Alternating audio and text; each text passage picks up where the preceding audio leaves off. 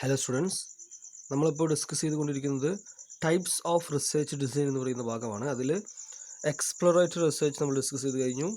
Then കോഷ്യൽ research design discuss ചെയ്ത് കഴിഞ്ഞു. Descriptive research ഡിസൈനും നമ്മൾ കഴിഞ്ഞ ദിവസം ഡിസ്കസ് ചെയ്ത് കഴിഞ്ഞു. ഇന്ന് ഡിസ്കസ് ചെയ്യാൻ പോകുന്ന ഭാഗമാണ് എക്സ്പെരിമെൻ്റൽ ഡിസൈൻ. നാലാമതായി നമ്മൾ ഡിസ്കസ് ചെയ്യുന്ന ടൈപ്പ് ഓഫ് റിസർച്ച് ഡിസൈനിൽ നിന്ന് വരുന്ന ഭാഗമാണ് എക്സ്പെരിമെൻ്റൽ ഡിസൈൻസ്. അപ്പോൾ എന്താണ് എക്സ്പെരിമെൻ്റൽ റിസർച്ച് എന്നുള്ളത് നമ്മൾ ഡിസ്കസ് ചെയ്തിട്ടുള്ളതാണ്. എക്സ്പെരിമെൻ്റ് എന്ന് പറയുന്നത് ഏതെങ്കിലും ഒരു എക്സ്പെരിമെൻറ്റ്സ് കണ്ടക്ട് ചെയ്തുകൊണ്ട് രണ്ട് വേരിയബിൾസിലുള്ള റിലേഷൻ പഠിക്കുന്ന റിസർച്ചാണ് എക്സ്പെരിമെൻ്റൽ റിസർച്ച് എന്ന് പറയുന്നത്. ഓക്കെ, നമ്മൾ നോക്കാം എന്താണ് എക്സ്പെരിമെൻ്റൽ റിസർച്ച് ഡിസൈൻ എന്നുള്ളത്.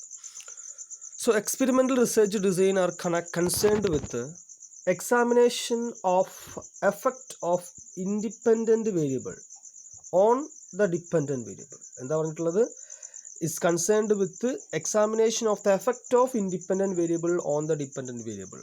ഇൻഡിപെൻഡൻറ്റ് വേരിയബിൾ എന്ന് പറയുന്ന വേരിയബിളിന് ഡിപ്പെൻഡൻറ്റ് വേരിയബിൾ വരുന്ന എഫക്റ്റ് അല്ലെങ്കിൽ അതിനുള്ള കോസ് എന്ത് ചേഞ്ച് ആണ് ഡിപ്പെൻഡൻറ്റ് വരുന്നുണ്ടാവുന്നത്. Where the independent variable manipulated, എന്ത് ചെയ്യണം? മാനിപ്പുലേഷൻ നടത്തണം. ഇൻഡിപെൻഡൻറ്റ് വേരിയബിളിൽ ചേഞ്ചസ് വരുത്തണം ത്രൂ ട്രീറ്റ്മെൻറ്റ് ഓർ ഇൻ്റർവെൻഷൻ. എന്തിലൂടെ? ട്രീറ്റ്മെൻറ്റുകളിലൂടെ, ഇൻ്റർവെൻഷനിലൂടെ. എക്സ്പെരിമെൻറ്റ് ചെയ്യുന്ന സമയത്ത് നമ്മൾ ചെയ്യുന്ന പല ഇൻ്റർവെൻഷനിലൂടെ എന്ത് നടത്തുന്നുണ്ട്? ഇൻഡിപെൻഡൻറ്റ് വേരിയബിളിൽ മാനിപ്പുലേഷൻ നടത്തുന്നുണ്ട്. അതുവഴി എന്തിൻ്റെ എഫക്റ്റ് പഠിക്കുകയാണ്? ഇൻഡിപെൻഡൻറ്റ് വേരിയബിളിന് ഡിപ്പെൻഡൻറ്റ് വേരിയബിളിൽ ഉണ്ടാകുന്ന ചേഞ്ചസ് ആണ് എക്സ്പെരിമെൻ്റൽ ഡിസൈൻസിൽ പഠിക്കുന്നത്. And the effect of those interventions is observed on the dependent variable. ആ ഇൻ്റർവെൻഷനിലൂടെ വരുന്ന ചേഞ്ചസ് അല്ലെങ്കിൽ ആ ഇൻ്റർവെൻഷനിലൂടെ വരുന്ന മാറ്റങ്ങൾ ഡിപ്പെൻഡൻറ്റ് വേരിയബിൾ എങ്ങനെയാണ് എഫക്റ്റ് ആവുന്നത് എന്നുള്ളതാണ് എക്സ്പെരിമെൻറ്റിൽ നമ്മൾ പഠിക്കുന്നത്. ഓക്കെ, അപ്പോൾ സിമ്പിളായിട്ട് പറഞ്ഞാൽ നമ്മൾ പഠിക്കുന്ന റിസർച്ചുകളിൽ മെയിനായിട്ട് രണ്ട് വേരിയബിൾ ഉണ്ടാവുക. ഒന്ന് independent variable and dependent variable. നമ്മൾ ആ വേരിയബിളിനെ കുറിച്ചിട്ട് ഇതിനു മുമ്പ് ഡിസ്കസ് ചെയ്തിട്ടുണ്ട്. എന്താണ് ഇൻഡിപെൻഡൻറ്റ് വേരിയബിളും എന്താണ് ഡിപ്പെൻഡൻറ്റ് വേരിയബിളൊക്കെ നമ്മൾ എക്സാമ്പിൾസിൽ ഡിസ്കസ് ചെയ്തിട്ടുണ്ട്. അപ്പം നിങ്ങൾക്ക് അറിയുന്ന കാര്യമാണ് അല്ലേ. അപ്പം ഞാൻ പറഞ്ഞിരുന്നു, എക്സാമ്പിളായിട്ട് പറയുകയാണെങ്കിൽ നിങ്ങളുടെ വെയ്റ്റും അതുപോലെ ഫുഡ് ഹാബിറ്റും തമ്മിൽ റിലേഷനാണ് നമ്മൾ പഠിക്കുന്നതെന്നുണ്ടെങ്കിൽ നമ്മളെ വെയ്റ്റ് എന്ന് പറയുന്നത് ഡിപ്പെൻഡൻറ്റ് വേരിയബിളാണ്, ഫുഡ് ഹാബിറ്റ് എന്ന് പറയുന്നത് ഇൻഡിപെൻഡൻറ്റ് വേരിയബിളാണ്. ഓക്കെ, അപ്പോൾ നമ്മളെ വെയ്റ്റിനെ എന്ത് ഡിപ്പെൻഡ് ചെയ്യുന്നുണ്ട്? ഫുഡ് ഹാബിറ്റ് എന്ന് പറയുന്ന ഇൻഡിപെൻഡൻറ്റ് വേരിയബിൾ ഡിപ്പെൻഡ് ചെയ്യുന്നുണ്ട്. അപ്പോൾ നമ്മൾ എക്സ്പെരിമെൻറ്റ് കണ്ടക്ട് ചെയ്യുകയാണെങ്കിൽ എന്തിൽ ചേഞ്ച് വരുത്തും? ഇൻഡിപെൻഡൻറ്റ് വേരിയബിൾ ആയിട്ടുള്ള ഫുഡ് ഹാബിറ്റ് നമ്മൾ ചേഞ്ചസ് വരുത്തും. അപ്പോൾ ഫുഡ് ഹാബിറ്റിൽ ഓരോ ചേഞ്ചസ് വരുത്തും. എന്തെങ്കിലും ഡയറ്റിലുള്ള വ്യത്യാസങ്ങൾ വരുത്തിക്കൊണ്ട് വെയ്റ്റിൽ എത്രത്തോളം മാറ്റങ്ങൾ വരുന്നുണ്ട്, എന്ത് എഫക്റ്റാണ് ഡയറ്റിൽ വരുന്ന ചേഞ്ചസ് ഉണ്ടാക്കുന്നത് എന്ന് പഠിക്കുന്നതാണ് എക്സ്പെരിമെൻറ്റ്. ഓക്കെ, നമ്മളിതിന് മുമ്പ് നമ്മൾ എക്സാമ്പിൾ പറഞ്ഞിട്ടുള്ള കാര്യമാണത്. അപ്പോൾ അതാണ് എക്സ്പെരിമെൻ്റൽ ഡിസൈനിൽ പറയുന്നത്.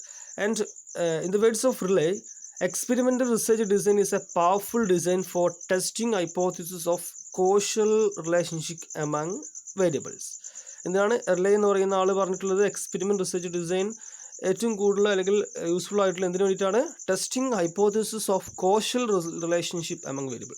കോഷ്യൽ റിലേഷൻഷിപ്പ് പഠിക്കാൻ വേണ്ടിയിട്ട് ഏറ്റവും പവർഫുൾ ആയിട്ടുള്ള ഡിസൈൻ എന്ന് പറയുന്നത് എക്സ്പെരിമെൻ്റൽ ഡിസൈൻ ആണ്. കോഷ്യൽ റിലേഷൻ എന്ന് പറയുന്നത് രണ്ട് വേരിയബിൾ തമ്മിലുള്ള റിലേഷൻ. ഒന്നിലുള്ള വേരിയബിൾ അല്ലെങ്കിൽ ഒരു വേരിയബിൾ ഒരു യൂണിറ്റ് ചേഞ്ച് ചെയ്യുന്ന സമയത്ത് രണ്ടാമത്തെ വേരിയബിൾ എത്ര ചേഞ്ച് ചെയ്യുന്നുണ്ട് അല്ലെങ്കിൽ എത്രത്തോളം മാറ്റം വരുന്നുണ്ട് എന്ന് പഠിക്കുന്നതാണ് കോഷ്യൽ റിലേഷൻഷിപ്പ്. അപ്പോൾ രണ്ട് വേരിയബിൾ തമ്മിലുള്ള കോഷ്യൽ റിലേഷൻഷിപ്പാണ് ഇതിൽ പഠിക്കുന്നത്, നമ്മൾ എക്സ്പെരിമെൻ്റൽ ഡിസൈനിൽ പഠിക്കുന്നത്.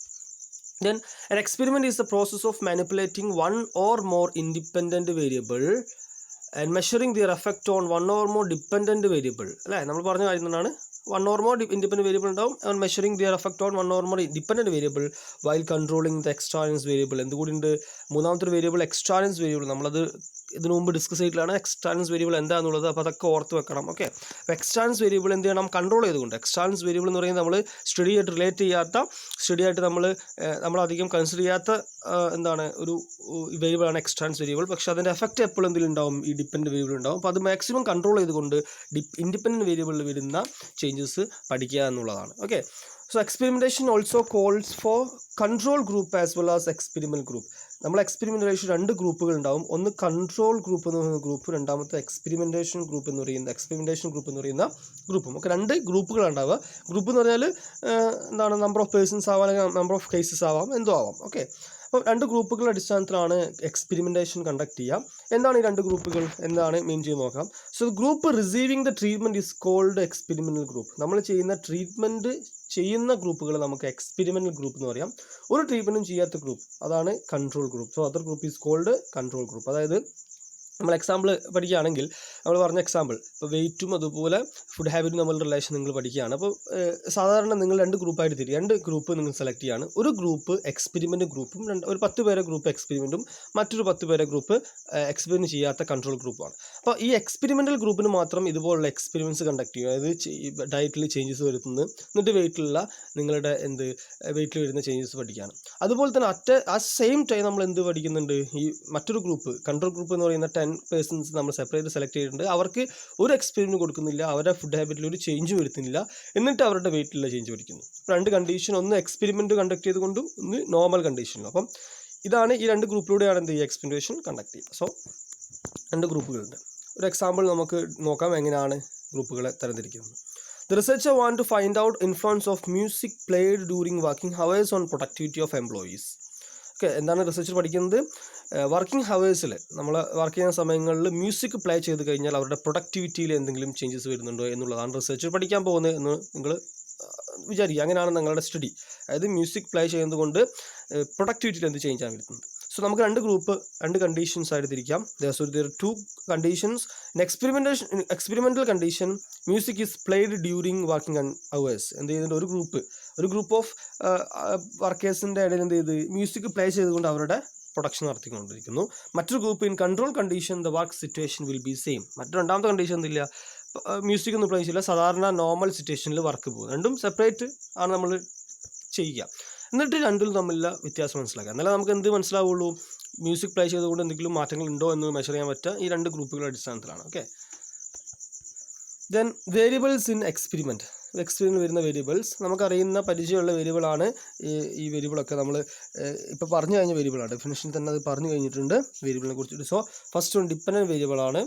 ഡിപ്പെൻഡൻറ്റ് വേരിയബിൾ എന്ന് പറയുന്നത് എന്തെങ്കിലും ഒരു ഇൻഡിപെൻഡൻറ്റ് വേരിയബിളിനെ ഇൻഡിപെൻഡൻറ്റ് വേരിയബിളിൻ്റെ അടിസ്ഥാനത്തിൽ ഡിപ്പെൻഡ് ചെയ്തുകൊണ്ടിരിക്കുന്ന വേരിയബിളാണ് independent variable. Then independent variable എന്ന് പറഞ്ഞാൽ ഇതിലേക്കാണോ എഫക്റ്റ്, എന്താണോ മറ്റു വേരിയബിൾ എഫക്റ്റ് ചെയ്യുന്ന വേരിയബിൾ, അതാണ് ഇൻഡിപെൻഡൻറ്റ് വേരിയബിൾ എന്ന് പറയുന്നത്. ദെൻ എക്സ്ട്രാൻസ് വേരിയബിൾ, അത് നമ്മൾ ഡിസ്കസ് ചെയ്തിട്ടുള്ളതാണ്. അതായത് നമ്മൾ സ്റ്റഡി ആയിട്ട് ഡയറക്റ്റ് റിലേഷൻഷിപ്പ് ഇല്ലാത്ത, അല്ലെങ്കിൽ നമ്മൾ പഠിക്കാത്ത ഒരു വേരിയബിളാണ്. പക്ഷേ അതിന് എന്ത് എഫക്റ്റ് ഉണ്ടാവും? ഡിപ്പെൻഡൻറ്റ് വേരിയബിളിൽ ആ എഫക്റ്റ് അവിടെ നിലനിൽക്കും. അങ്ങനത്തെ ഒരു വേരിയബിളാണ് എക്സ്ട്രാൻസ് വേരിയബിൾ എന്ന് പറയുന്ന വേരിയബിൾ. ഓക്കെ, അപ്പോൾ ഈ 3 വേരിയബിളാണ് എക്സ്പെരിമെൻറ്റിൽ വരാറുള്ളത്.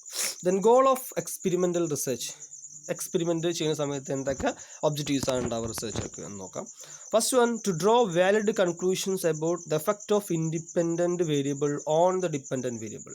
എന്താണ് ഒന്നാമത്തെ ഒബ്ജക്റ്റീവ്? ഇൻഡിപെൻഡൻറ്റ് വേരിയബിളിലെ ചേഞ്ചസ്, ഡിപ്പെൻഡൻറ്റ് വേരിയബിൾ എന്ത് മാറ്റങ്ങളാണ് ഉണ്ടാക്കുന്നത്. ഓക്കെ, ഇൻഡിപെൻഡൻറ്റ് വേരിയബിൾ എന്ന ചേഞ്ചസ് എന്ത് എഫക്റ്റാണ് ഡിപ്പെൻഡൻറ്റ് വേരിയബിൾ ഉണ്ടാക്കുന്നത് എന്നുള്ളതാണ് ഒന്നാമത്തെ പഠിക്കുന്നത്. അതിനെ നമ്മൾ ഇൻറ്റേർണൽ വാലിഡിറ്റി എന്നാണ് പറയുക, ഇൻറ്റേർണൽ വാലിഡിറ്റി.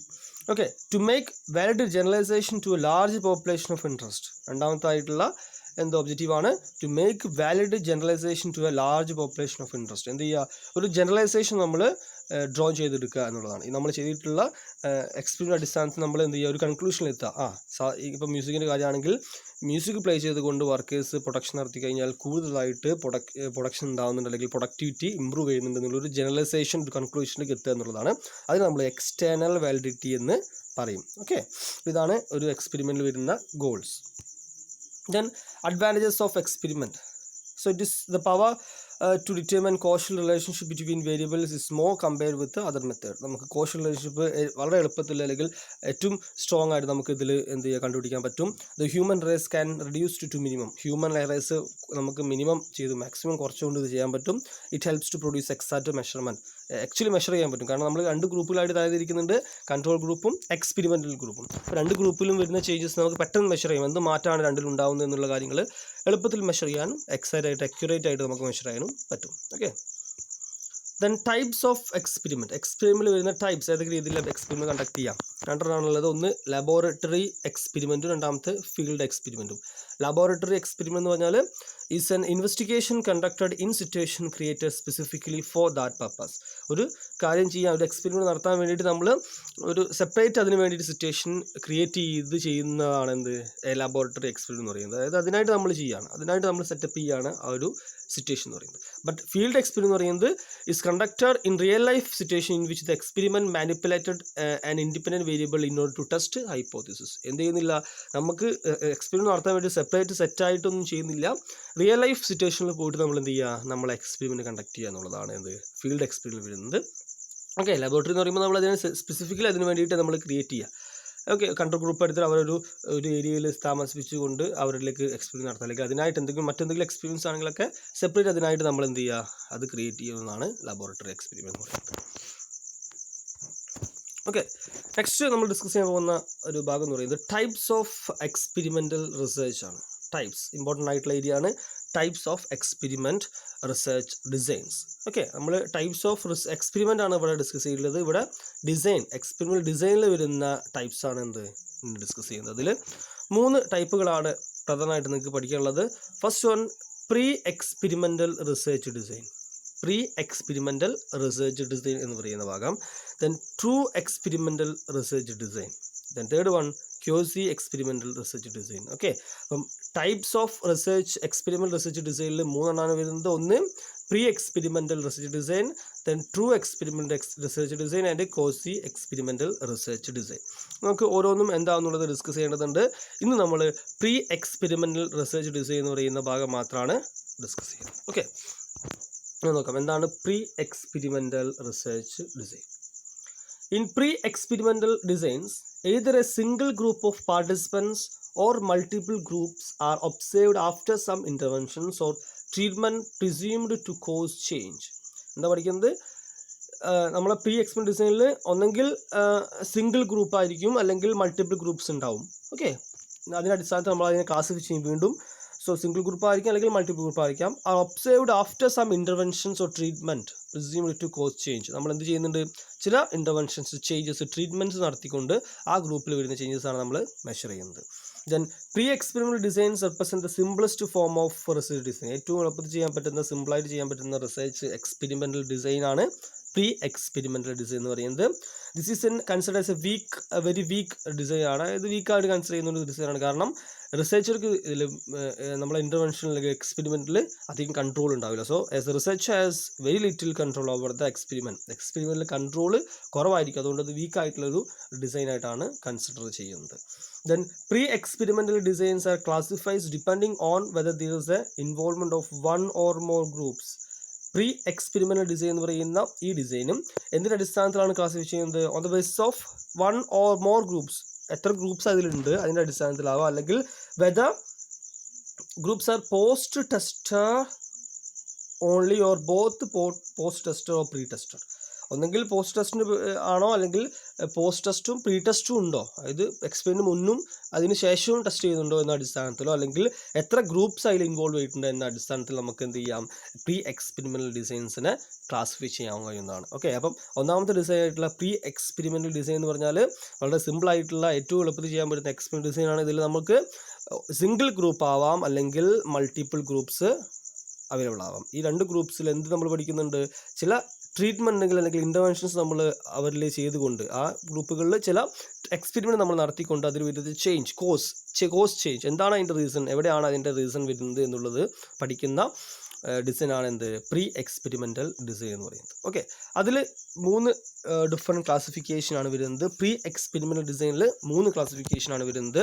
ഒന്നാമതായി വരുന്നത് 1 ഷോട്ട് കേസ് സ്റ്റഡീസ് ആണ്. Okay, 1 shot case studies. എന്താണ് 1 ഷോട്ട് കേസ് സ്റ്റഡീസ് എന്ന് നോക്കാം. 1 shot is exposed to treatment and only post test is given to observe and measure the effect of its treatment on the dependent variable. നമ്മൾ എന്ത് ചെയ്യുന്നുണ്ട്, ഒരു single group മാത്രമേ ഇതിൽ ഉണ്ടാവുള്ളൂ. Okay, this single experimental group is exposed to a treatment and observations are made after the implementation of the treatment. ഒറ്റ single ഗ്രൂപ്പാണ് ഉണ്ടാവുക. ആ സിംഗിൾ എക്സ്പെരിമെൻ്റ് ഗ്രൂപ്പ്, ഒരു സിംഗിൾ എക്സ്പെരിമെൻ്റ് ഗ്രൂപ്പ് മാത്രമേ ഉണ്ടാവുള്ളൂ. അവരിൽ എന്ത് ചെയ്യും, നമ്മൾ ട്രീറ്റ്മെൻറ്റുകൾ അല്ലെങ്കിൽ ഒബ്സർവേഷൻസ് ട്രീറ്റ്മെൻറ്റ് ചെയ്യും, അതായത് ഇൻ്റർവെൻഷൻസ് കണ്ടക്ട് ചെയ്യും. ദെൻ ആ ട്രീറ്റ്മെൻറ്റിന് ശേഷം വരുന്ന എഫക്റ്റുകൾ എന്താണ് നമ്മൾ ഒബ്സർവ് ചെയ്യുക. So observation are made after the implementation of the that treatment അവസാനം നമ്മൾ എന്ത് ചെയ്യുന്നുണ്ട്, ആ ട്രീറ്റ്മെൻറ്റിന് ശേഷം എന്ത് എഫക്റ്റാണ് ഈ ഗ്രൂപ്പിൽ വരുന്നതെന്നാണ് പഠിക്കുന്നത്. ഓക്കെ, സിംഗിൾ ഗ്രൂപ്പാണ്, അതുകൊണ്ട് അതിനെ 1 ഷോട്ട് കേസ് സ്റ്റഡി എന്ന് പറയാം. So there is no random assignment of the subject to the experimental group. അപ്പം റാൻഡ് ആയിട്ട് എന്ത് കൊടുക്കുന്നില്ല, എക്സ്പെരിമെൻ്റൽ ഗ്രൂപ്പിലേക്ക് കൊടുക്കുന്നില്ല, കാരണം ഇത് സിംഗിൾ ഗ്രൂപ്പ് ആയിട്ടുള്ള റിസർച്ച് ഡിസൈൻ ആണ്. ഓക്കെ, 1 ഷോട്ട് കേസ് സ്റ്റഡീസ് എന്ന് പറയുന്നത് ഇറ്റ്സ് ഓൺലി സിംഗിൾ ഗ്രൂപ്പാണ് ഇതിൽ ഇൻവോൾവ് ആയിട്ടുണ്ടാവുക. So there is no control group. ഇതിൽ എന്തുണ്ടാവില്ല, കൺട്രോൾ ഗ്രൂപ്പ് ഉണ്ടാവില്ല. കൺട്രോൾ ഗ്രൂപ്പ് എന്ന് പറയുന്ന ഏരിയ എന്തിലില്ല, വൺ ഷോട്ട് കേസ് സ്റ്റഡീസ് ഇല്ല, അതുകൂടി നോട്ട് ചെയ്യുക. So there is no control group involved in this one shot case studies എന്ന് കൂടി നിങ്ങൾ നോട്ട് ചെയ്ത് വെക്കുക. ഓക്കെ, അപ്പോൾ അതാണ് ഒന്നാമതായി ഡിസ്കസ് ചെയ്തിട്ടുള്ള കൺഷോട്ട് കേസ് സ്റ്റഡീസ്. രണ്ടാമതായിട്ട് ഇതിൽ വരുന്ന classification one group pre test or post test design. One group pre test post test design എന്നുള്ളതാണ്. ഓക്കെ, എക്സ്പെരിമെൻ്റ് ഡിസൈൻസിലാണ് നമ്മൾ ഡിസ്കസ് ചെയ്യുന്നത്. അതിൽ ഒന്നാമതായിട്ടുള്ള പ്രീ എക്സ്പെരിമെൻ്റ് ഡിസൈനാണ്. അതിൽ വരുന്ന 3 ഡിഫറെൻറ്റ് കാറ്റഗറീസ് ആണ്. അതിൽ നമ്മൾ ഫസ്റ്റ് പറഞ്ഞിട്ടുള്ളത് വൺ ഷോട്ട് കേസ് സ്റ്റഡീസ് ആണ്. രണ്ടാമതായിട്ടുള്ളത് one group pre test post test design ആണ്. എന്താണ് ഇത് എന്ന് നോക്കാം. So pre test observation of the independent variable is made prior to the implementation of the treatment to the selected group. എന്തുകൊണ്ട് pre test observation, നമ്മളൊരു group select ചെയ്തിട്ടുണ്ടാവും. ആ ഗ്രൂപ്പിൽ നമ്മൾ എന്ത് ടെസ്റ്റ് ചെയ്യും? നമ്മളെ ഡിപ്പെൻഡൻറ്റ് വേരിയബിളുള്ള നമ്മൾ ഒബ്സർവ് ചെയ്യുന്നുണ്ട്. ഇപ്പം prior to the implementation of treatment. Treatment നമ്മൾ എക്സ്പെരിമെൻറ്റ് നടത്തുന്നതിന് മുമ്പ് പ്രീ ടെസ്റ്റ് ചെയ്യുന്നതിന് മുമ്പ് നമ്മൾ എന്ത് ഒബ്സർവ് ചെയ്യുന്നുണ്ട്? നമ്മുടെ ഡിപ്പെൻഡൻറ്റ് വേരിയബിളിൽ എന്താണ്, അതിൻ്റെ ഡിപ്പെൻഡൻറ്റ് വേരിയബിളിൽ ഒബ്സർവ് നമ്മൾ ചെയ്തുകൊണ്ട് അതിൻ്റെ റിലേഷൻഷിപ്പ് അല്ലെങ്കിൽ അതിൻ്റെ ഫീച്ചേഴ്സ് നമ്മൾ ആദ്യമേ പഠിച്ചു വെക്കും. അതാണ് പ്രീ ടെസ്റ്റ് എന്ന് പറയുന്നത്. ഓക്കെ, അപ്പം ടെസ്റ്റിങ്ങിന് മുമ്പേ നമ്മൾ എന്ത് നോക്കുന്നുണ്ട്? നമ്മളെ ഡിപ്പെൻഡൻറ്റ് വേരിയബിളിൽ വരുന്ന ചേഞ്ചസ് പഠിക്കും, അല്ലെങ്കിൽ അതിൻ്റെ ക്യാരക്ടറിസ്റ്റിക്സ് മനസ്സിലാകുന്നുണ്ട്. Then afterwards the treatment is administered. അതിന് ശേഷം എന്ത് ചെയ്യും? ട്രീറ്റ്മെൻറ്റ് നമ്മൾ കണ്ടക്ട് ചെയ്യും, എന്തെങ്കിലും മാറ്റങ്ങൾ വരുത്തും, ഇൻഡിപെൻഡൻറ്റ് വേരിയബിളിൽ മാറ്റങ്ങൾ വരുത്തും. ഫസ്റ്റിൽ എന്തില്ല, അങ്ങനെ പ്രീ ടെസ്റ്റ് ആയിട്ട് ചെയ്യുന്നില്ല, പോസ്റ്റ് ടെസ്റ്റ് മാത്രമേ നമ്മൾ ചെയ്യുന്നുള്ളൂ. അതായത് നമ്മൾ എന്തെങ്കിലും ഇൻ്റർവെൻഷൻ നടത്തിയ ശേഷം മാത്രം മെഷർ ചെയ്യണം. ഇതിലെന്ത് ചെയ്യുന്നുണ്ട്? ഇൻ്റർവെൻഷന് മുമ്പ് നമ്മൾ ചെക്ക് ചെയ്യും. ഇപ്പം ഗ്രൂപ്പുകളിൽ നമ്മളൊരു ഗ്രൂപ്പ് സെലക്ട് ചെയ്തു. അപ്പോൾ നമ്മളെ ട്രീറ്റ്മെൻറ്റ് നടത്തുന്ന മുമ്പ് എന്താണ് ഇവരുടെ ഈ ഡിപ്പെൻഡൻറ്റ് വേരിയബിളുള്ള കണ്ടീഷൻ എന്ന് നമ്മൾ ആദ്യമേ മനസ്സിലാക്കി വെക്കും. അതിനുശേഷം നമ്മൾ എക്സ്പെരിമെൻറ്റ് നടത്തും. Then afterwards the treatment is administrated and finally post test observation of dependent variable is carried out. എന്ത് ചെയ്യുന്നുണ്ട്? അതിന് ശേഷം എന്ത് ചെയ്യുന്നുണ്ട്? പോസ്റ്റ് ടെസ്റ്റ് ചെയ്യുന്നുണ്ട്. നമ്മുടെ ട്രീറ്റ്മെൻറ്റ് അവസാനം നമ്മൾ എന്ത് ചെയ്യും? നമ്മളെ ഇൻഡിപെൻഡൻറ്റ് വേരിയബിൾ എന്ത് ചേഞ്ചസ് ആണ് വന്നിട്ടുള്ളത്? So to assess the effect or treatment on the group. അപ്പോൾ ട്രീറ്റ്മെൻറ്റിൽ വരുന്ന അല്ലെങ്കിൽ ഇൻ്റർവെൻഷന് ശേഷം എന്ത് എഫക്റ്റ് ആണ് നമ്മൾ ഡിപ്പെൻഡൻറ്റ് വേരിയബിൾ വന്നിട്ടുള്ളത് എന്നുള്ളതാണ് ഇതിൽ നമ്മൾ പഠിക്കുന്നത്. രണ്ടാമത് ചെയ്യുന്ന പോസ്റ്റ് ടെസ്റ്റ് ചെയ്യുന്നത്. അതുകൊണ്ടാണ് ഇതിനെ നമ്മളെന്ത് പറയുന്നത്? Pre test and post test design എന്ന് പറയുന്നത്. 2 ടെസ്റ്റുകൾ ചെയ്യുന്നുണ്ട്. ഒന്ന് പ്രീ ടെസ്റ്റ്, അതായത് എക്സ്പെരിമെൻറ്റിന് മുമ്പ് നമ്മൾ മനസ്സിലാക്കുന്നുണ്ട് ഡിപ്പെൻഡൻറ്റ് വേരിയബിളിനെ കുറിച്ച്. അതിന് ശേഷം പോസ്റ്റ് ടെസ്റ്റ് ആയിട്ട് നമ്മൾ മനസ്സിലാക്കുന്നുണ്ട്. So this design measures the effect of intervention before. എന്ത് മെഷർ ചെയ്യുന്നത്? ഇൻ്റർവെൻഷന് ബിഫോർ വരുന്ന എഫക്റ്റ് നമ്മൾ മെഷർ ചെയ്യുന്നുണ്ട്. അതിന് നമ്മൾ പ്രീ ടെസ്റ്റ് എന്നാണ് പറയുക. ഓക്കെ, ആൻഡ് ആഫ്റ്റർ എക്സ്പെരിമെൻറ്റ് ശേഷം നമ്മൾ എന്ത് ചെയ്യുന്നുണ്ട്? നമ്മളെ ഒബ്സർവേഷൻ നമ്മളെ വേരിയബിളിനെ ഒബ്സർവ് ചെയ്യുന്നുണ്ട്. അതിന് നമ്മൾ പോസ്റ്റ് ടെസ്റ്റ് എന്ന് പറയും. So there is no control group. ഇതിലൊന്നുമില്ല, അതിലും കൺട്രോൾ ഗ്രൂപ്പ് എന്നൊരു കൺസെപ്റ്റ് ഇല്ല. സിംഗിൾ ഗ്രൂപ്പേ ഉള്ളൂ. നമ്മൾ സെലക്റ്റഡ് ആയിട്ടുള്ള എക്സ്പെരിമെൻ്റൽ ഗ്രൂപ്പ്. ആ ഗ്രൂപ്പിൽ വരുന്ന ചേഞ്ചസ് മുൻപും ശേഷവും പഠിക്കുക എന്നുള്ളതാണ്. ഓക്കെ, ദെൻ മൂന്നാമതായിട്ട് വരുന്ന ഏരിയ എന്ന് പറയുന്നത് സ്റ്റാറ്റിക് ഗ്രൂപ്പ് കമ്പാരിസൺ ഡിസൈൻ എന്ന് പറയാം. Static group comparison design. So in this design at least 2 groups are involve. ഇതുണ്ടാവും, ഇതിൽ 2 ഗ്രൂപ്പുകൾ ഇതിൽ ഇൻവോൾവ് ചെയ്യും. സ്റ്റാറ്റിക് ഗ്രൂപ്പ് കമ്പാരിസണിൽ after 1 group receive treatment all group are post tested. അതിൽ നമ്മൾ ഒരു ഗ്രൂപ്പ് നമ്മൾ സെലക്ട് ചെയ്യും, ഒരു സിംഗിൾ ഗ്രൂപ്പ് സെലക്ട് ചെയ്യും. ആ സിംഗിൾ ഗ്രൂപ്പിൽ നമ്മൾ എന്ത് പഠിക്കുകയാണ്? ട്രീറ്റ്മെൻറ്റ് നമ്മൾ കൊടുക്കും. ആ ട്രീറ്റ്മെൻറ്റിന് ശേഷം ബാക്കി എല്ലാ ഗ്രൂപ്പുകളും നമ്മൾ പഠിക്കുന്ന എല്ലാ ഗ്രൂപ്പുകളുടെയും വേരിയബിളെ കുറിച്ചുള്ള കാര്യങ്ങൾ നമ്മൾ ഒബ്സർവ് ചെയ്യും. ഓക്കെ, അപ്പം അറ്റ്ലീസ്റ്റ് 2 ഗ്രൂപ്പാണ്. രണ്ടിലധികം ഗ്രൂപ്പുകൾ ഉണ്ടാവാം. 2 ഗ്രൂപ്പ് മിനിമം വേണം. അപ്പോൾ 2ലധികം ഗ്രൂപ്പുകൾ നമ്മൾ പഠിക്കുന്നു. അതിലൊരു ഗ്രൂപ്പിന്, ഒരു സെലക്ടഡ് ഗ്രൂപ്പിന് നമ്മൾ ട്രീറ്റ്മെൻറ്റ് പ്രൊവൈഡ് ചെയ്യുന്നു. അതിനുശേഷം നമ്മൾ നമ്മൾ പഠിക്കുന്ന എല്ലാ ഗ്രൂപ്പുകളുടെയും എഫക്റ്റ് നമ്മൾ മനസ്സിലാക്കിയിരിക്കുന്നു, കമ്പയർ ചെയ്യുന്നു. ഓക്കെ, അതാണ് കമ്പാരിസൺ, സ്റ്റാറ്റിക് ഗ്രൂപ്പ് കമ്പാരിസൺ. അപ്പോൾ ഗ്രൂപ്പ് പഠിച്ചുകൊണ്ട് ബാക്കി എക്സ്പെരിമെൻറ്റ് ചെയ്യാത്ത ഗ്രൂപ്പുകളെയും കൂടി നമ്മൾ ഇതിൽ കൺസിഡർ ചെയ്തുകൊണ്ട് പഠിക്കാം. So a group that has experienced some treatment is compared with one that has not. എന്ത് ചെയ്യുന്നുണ്ട്? നമ്മൾ ഒരു ഗ്രൂപ്പിന് എന്തെങ്കിലും ട്രീറ്റ്മെൻറ്റ് പ്രൊവൈഡ് ചെയ്യുന്നുണ്ട്. ആ ട്രീറ്റ്മെൻറ്റിന് ശേഷം വിടുന്ന റിസൾട്ടും മറ്റൊരു ഗ്രൂപ്പ്, ഏത് ഗ്രൂപ്പായിരിക്കും? അത് ട്രീറ്റ്മെൻറ്റ് കിട്ടാത്ത ഗ്രൂപ്പായിരിക്കും. ആ ഗ്രൂപ്പ് തമ്മിലുള്ള റിസൾട്ട് നമ്മൾ കമ്പയർ ചെയ്യാണ്. So observe differences between 2 groups are assumed to be result of treatment. അപ്പം രണ്ടിലും വരുന്ന റിഫറൻസസ് എന്താണോ ആ ഡിഫറൻസസ് ആണ് നമ്മളെ ട്രീറ്റ്മെൻറ്റിൻ്റെ റിസൾട്ട് എന്ന് പറയുന്നത്. ഓക്കെ, അപ്പോൾ സ്റ്റാറ്റിക് ഗ്രൂപ്പ് കമ്പാരിസൺ എന്ന് പറയുന്നത് രണ്ടിലധികം ഗ്രൂപ്പുകൾ ഉണ്ടാവാം. അതിൽ നമ്മൾ ഇതുവരെ പഠിച്ചിട്ടുള്ളത് ഇതിനു മുമ്പ് നമ്മൾ ഡിസ്കസ് ചെയ്തിട്ടുള്ള ഒന്നാമതായിട്ട് വന്നിട്ടുള്ള 1 ഷോട്ടിൽ എന്തോ ഉള്ളൂ? സിംഗിൾ ഗ്രൂപ്പ് മാത്രമേ ഉള്ളൂ. ആ ഗ്രൂപ്പിൽ നമ്മൾ ഇൻ്റർവെൻഷൻ കൊടുക്കുന്നു, അതിനുശേഷം ഒബ്സർവ് ചെയ്യുന്നു. രണ്ടാമത് പഠിച്ചിട്ടുള്ള 1 group pre test post test ആണെങ്കിൽ അതിലും എന്താ ഉള്ളത്, സെലക്ട് ഗ്രൂപ്പാണ് ഉണ്ടാവുക. പക്ഷേ അതിൽ എന്ത് ചെയ്യുന്നുണ്ട്, ഒരു സിംഗിൾ ഗ്രൂപ്പുള്ളൂ, കൺട്രോൾ ഗ്രൂപ്പില്ല.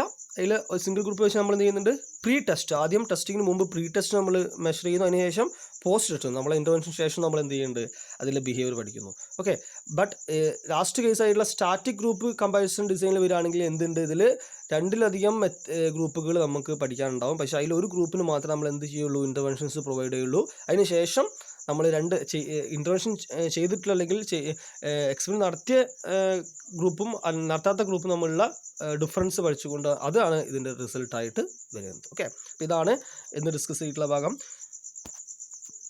Thank you.